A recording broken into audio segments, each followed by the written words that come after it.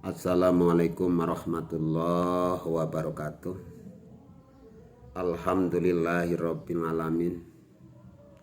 Allahumma salli wa sallim wa barik ala sayyidina Muhammadin nurid hati wa sirri sari fi sairil asma'i wa sifati wa ala alihi wa sahbihi wa sallim.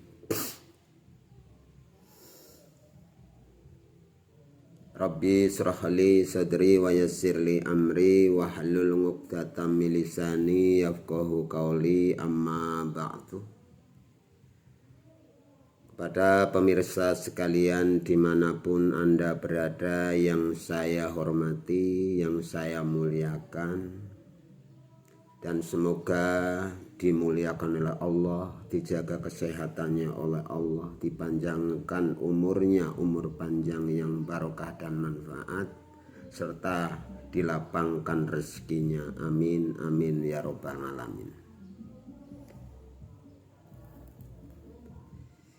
Yang mau membantu subscribe, like, dan komen, saya mengucapkan terima kasih. Apabila yang nggak mau, juga saya selalu mendoakan kalian semua selalu dalam naungan rahmat dan ridho Allah. Amin, amin ya robbal alamin. Di sini saya mau menanggapi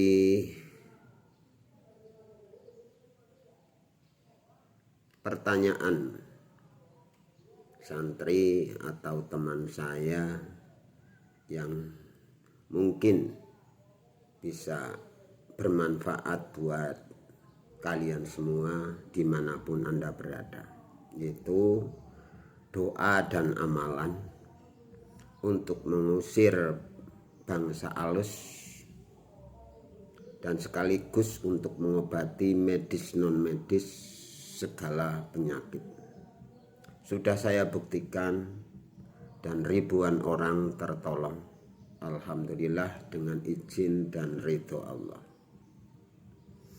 Sebelum saya menyampaikan inti dari permasalahan amalan itu sendiri, baiknya kita memahami doa.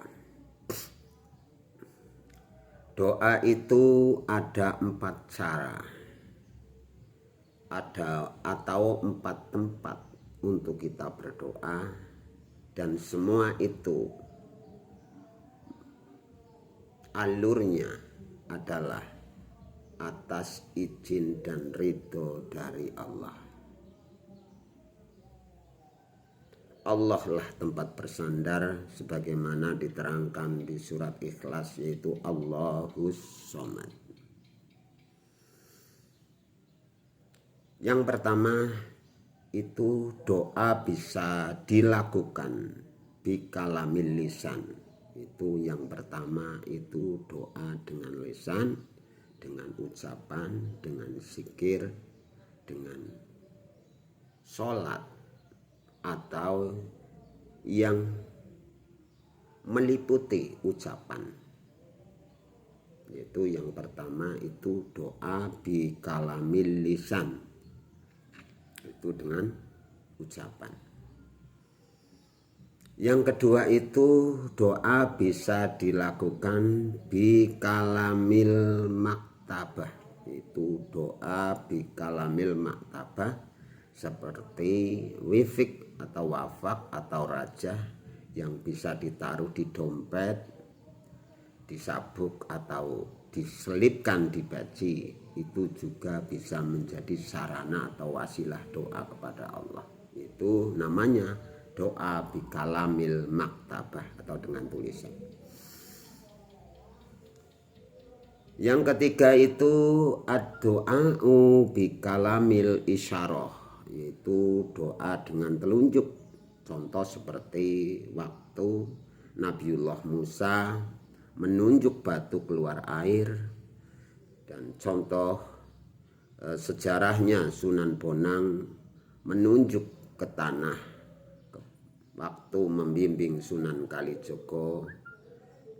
Setelah dicangkul tanah tersebut, keluarlah emas yang banyak. Yang ketiga itu doa bikalamil isyarah atau telunjuk. Kenapa sholat juga harus syahadat, harus menunjukkan jari. Asyhadu alla ilaha illallah wa asyhadu anna muhammadar rasulullah. Itu ada doa yang ketika itu bi kalamil isyarah. Atau dengan hal, dengan gerakan bekerja, dengan tanda tangan, itu juga bisa dikatakan doa. Bekerja niat ibadah itu juga doa, namanya bikalamil isyarah atau dengan gerak. Yang keempat itu ad-doa bikalamil qalbi, yaitu berdoa dengan hati. Itu yang paling mujarab apabila hati sudah terbuka, hati itu sudah bersih dari penyakit, tidak ada doa yang ditolak oleh Allah. Sudah paham masalah doa? Semua itu alurnya minta kepada Allah.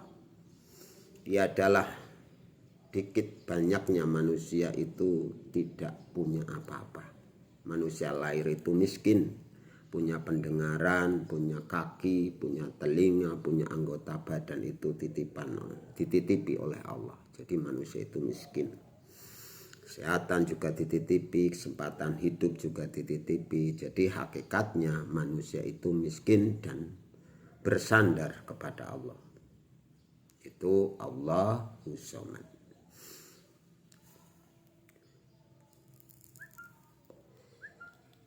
Langsung intinya aja agar tidak lama video ini. Apabila kita berjalan, apabila kita mau ke tempat angker atau bepergian agar tidak ada bahaya di jalan dan selamat sampai tujuan dari gangguan jin, setan, sihir atau manusia yang mau jahat kepada kita. Yang pertama yang harus dibaca itu jangan lupa Bismillahirrahmanirrahim. Bismillahi majroha wa mursaha. Ya, ulangi lagi. Bismillahi majreha wa mursaha inna rabbi laghafurur rahim. Itu dibaca 3 kali. Setelah dibaca 3 kali, membaca kalimat laqad ja'akum rasulun min anfusikum azizun 'alaihi ma anittum harisun 'alaikum bil mu'minina raufur rahim. Wa in tawallaw faqul hasbiyallahu la ilaha illa huwa alaihi tawakkaltu wa huwa rabbul arsyil azim. Itu dibaca 1 kali saja. Setelah itu baca surat An-Nas 3 kali, surat Al-Falaq 3 kali. Itu kul a'udzu birabbin nas malikin nas ilahin nas min syarril waswasil khannas allazi yuwaswisu fi sudurin nas minal jinnati wan nas. Yang kedua itu 3 kali ya. Yang kedua membaca kul a'udzu birabbil falaq min syarri ma khalaq wa min syarri ghasikin idza waqab wa min syarrin nafasati fil 'uqadi wa min syarri hasidin idza hasad. Itu juga 3 kali. Terus terakhir ditutup la haula wala quwata illa billahil aliyil azim. Itu 3 kali. Jadi An-Nas 3 kali, Falaq 3 kali, la haula wala quwata illa akhirih itu 3 kali. Pertama bismillahi majroha wa mursaha inna rabbi laghafurur rahim, itu 3 kali. Terus membaca laqad ja'akum rasulun min anfusikum azizun 'alaihi ma anittum harisun 'alaikum bil mu'minina raufur rahim. Wa in tawallaw faqul hasbiyallahu la ilaha illa huwa alaihi tawakkaltu wa huwa rabbul arsyil azim 1 kali. Yang ketiga An-Nas 3 kali, surat Al-Falaq 3 kali, la haula wala quwata illa billahil aliyil azim itu 3 kali. Itu kalau mau bepergian selalu dirahmati dan diridhoi oleh Allah. Insya Allah di dalam tujuan diberi kemenangan, diberi kesuksesan.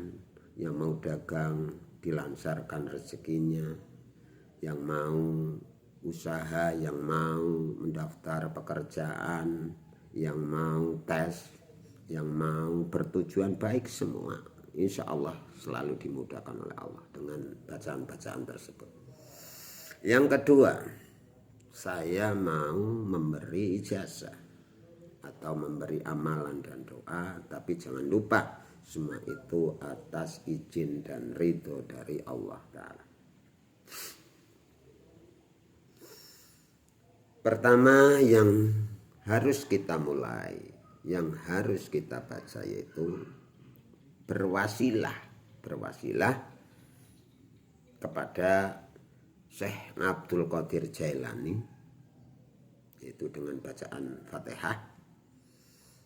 Yang kedua Fatihah, yaitu menghadirkan atau minta syafaatnya beliau Nabi besar Muhammad sallallahu alaihi wasallam, itu membaca Fatihah itu dengan minta izin dan ridho Allah. Jadi libtighali mardatillahi wa bisafaati Rasulillah Al-Fatihah. Itu pertama. Yang kedua, ila hadrati